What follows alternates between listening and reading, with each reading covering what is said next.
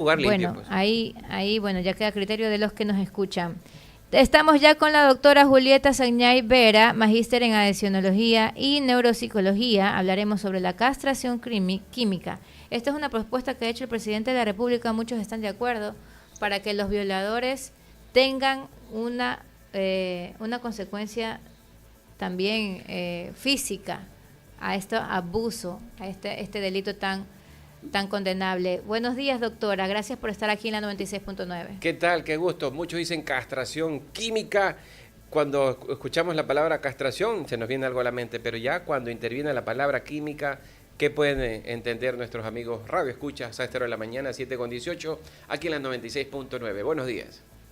Sí, muy buenos días. Bueno, la verdad es que no entiendo por qué lo ven como un castigo cuando es un esquema de tratamiento. Y Okay. estoy seguro que muchas de las víctimas de abuso sexual, de violación, sienten hasta un alivio al escuchar esta propuesta, porque de los 55.000 casos denunciados desde 2018 hasta el 2023, solo un 4% tuvo una sentencia ejecutoriada. Imagínense, solo un 4% se encontró justicia. Entonces, muchas víctimas callan, muchas víctimas guardan silencio por años. Yo atiendo adultos, he atendido a las dos poblaciones, tanto de los pederastas como de las víctimas. Los pederastas muy poco van a consulta, ellos no buscan ayuda, realmente han venido porque sus familiares los han descubierto, los han obligado.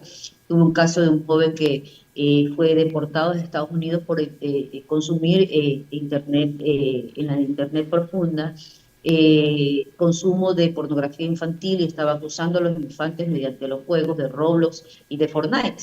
Entonces el FBI inmediatamente cayó en su casa y lo deporta hacia el Ecuador, y le ordena un tratamiento. Aún estando en Ecuador, ordenaron un tratamiento, pero estas personas no regresan porque realmente no les interesa hacer cambios, son reincidentes, no se rehabilitan. Sin embargo, el esquema de la castración química va dirigido a los que tienen el diagnóstico de pedofilia o pederasta. Hay una diferencia aquí.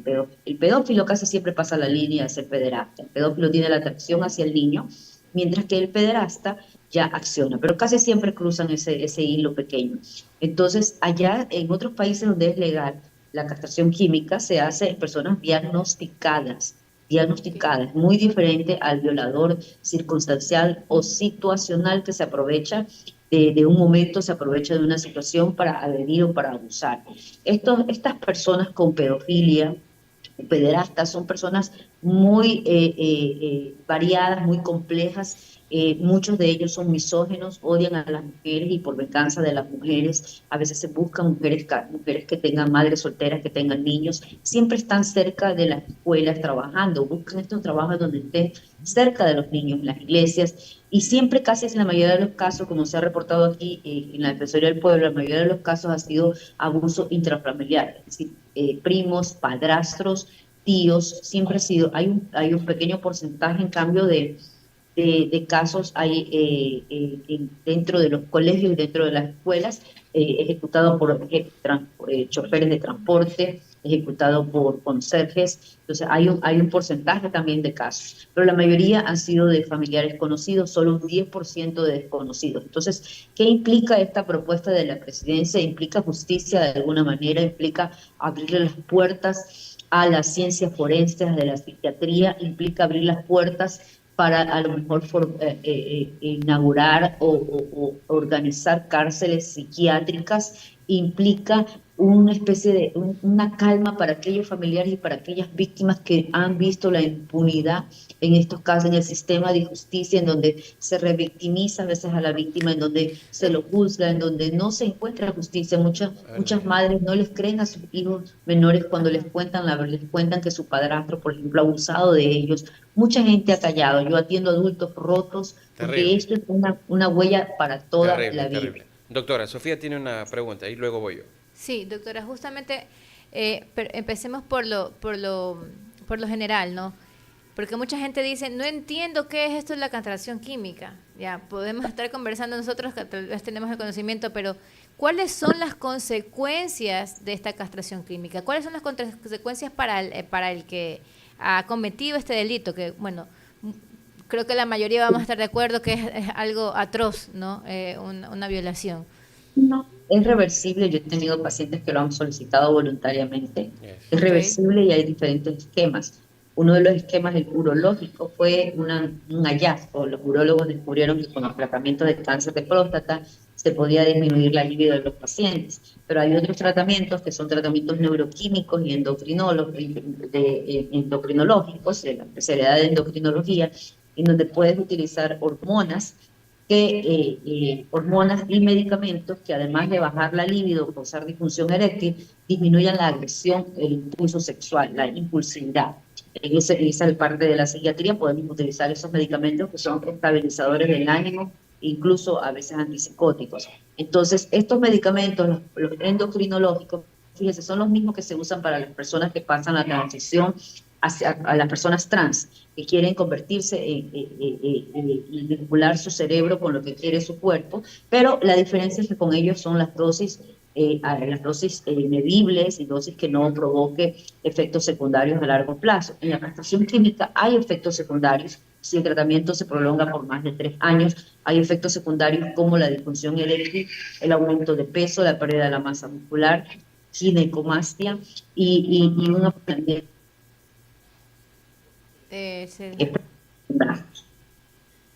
La última parte no la escuchamos, doctora, pero en la castración química quiere decir, no es que es irreversible, entonces que Es reversible. es reversible, lo que nos quiso decir, ¿verdad? pero con secuelas a largo plazo si el tratamiento se prolonga. Claro, entonces, quien más nos está escuchando y dirá, bueno, nos gustaría que sea irreversible, porque ante un daño terrible que le va a causar a una menor, a una persona, eso es un daño por toda la vida. Entonces, entenderíamos que si aquella persona que tendría ese procedimiento médico, de aquí a 3, 4 años que usted está mencionando, volvería a tener una vida normal, ya no, pero en otras esferas en cuanto a su salud.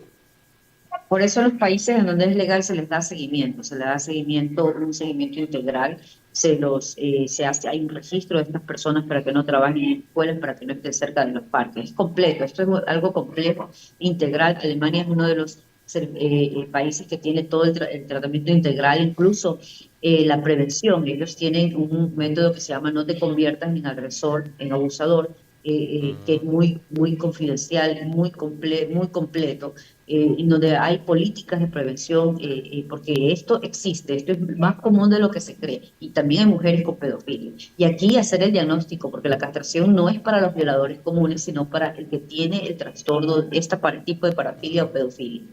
Pero la propuesta del presidente se entiende que es para los violadores, ¿no? Si tienen que cumplir primero una pena judicial y luego tener esta situación, o esclarezcanos esa parte, doctora.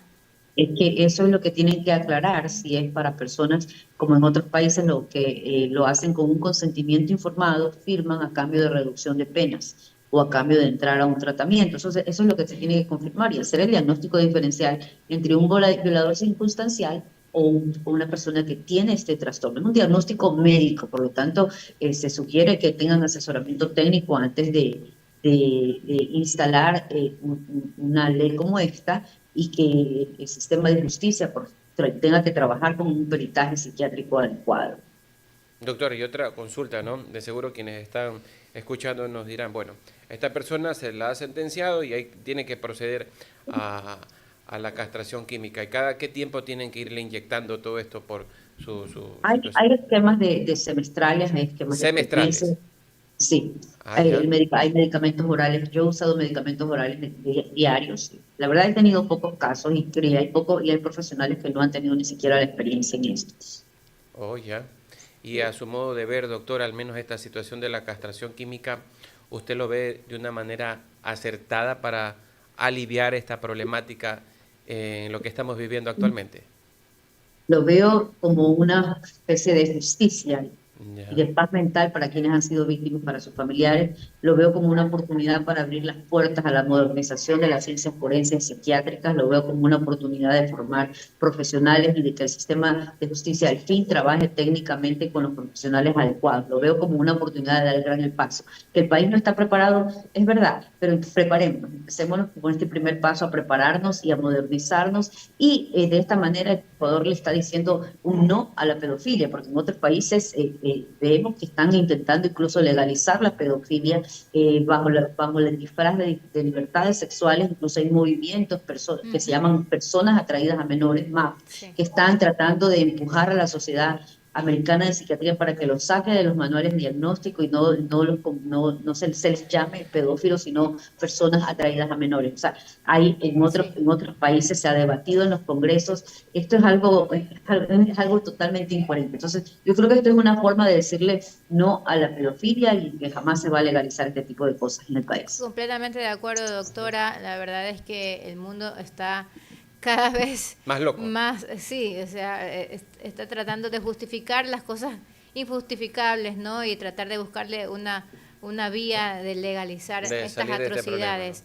Doctora, pero aquí nos gusta proponer y me gustó mucho su intervención en la parte que dice que puede ayudar a prevenir. Antes de concluir, porque ya se nos acabó el tiempo, doctora, ¿qué sugerencia da para esta nueva propuesta que ha hecho el presidente de la República?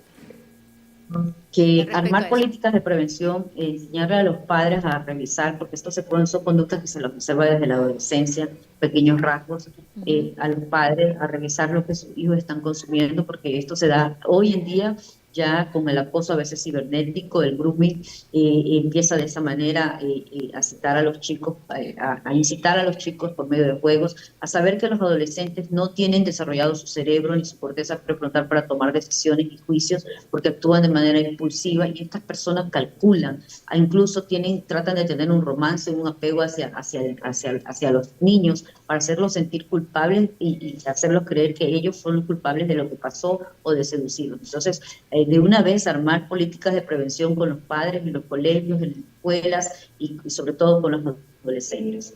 Es que hay que ver, ¿no? Dentro de lo que usted está mencionando, y recuerdo muy bien en su momento cuando leía algo al respecto sobre un cuadro estadístico, que la mayor violencia sexual está en primer lugar el hogar, segundo, establecimientos educativos y tercero, otros, que puede ser un centro comercial, una vivienda, cosas en una casa extraña, pero poner el mismo hogar como un lugar en el que se ve violencia hacia los menores. Doctora, corríjame si esas estadísticas que revisé están en lo cierto. Sí, las madres sobre todo. Yo he escuchado casos en que los hijos han confesado y las madres no les han creído, han preferido seguir con los padrastros, seguir con el violentador viviendo dentro de la casa, que es lo peor.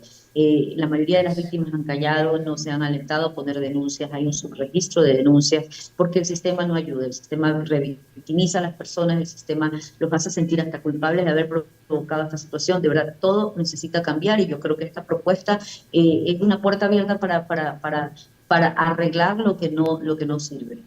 Perfecto, muchas gracias a la doctora Julieta Sagnaí Vera, con quien hemos conversado sobre la castración química y nos ha ilustrado bastante bien sobre lo que significa y las propuestas que pueden darse para mejorar el sistema en Ecuador. Doctora, muy bien, que venga Johnny, ¿no? Y la última preguntita y rapidito para despedir. Oiga, escuchaba un punto de vista de alguien, no sé si verlo como contrario o de una opinión acertada con respecto a esto, ¿no? La situación no está en los genitales, el problema está en la cabeza. ¿Va de la mano las mismas cosas o cómo es el asunto?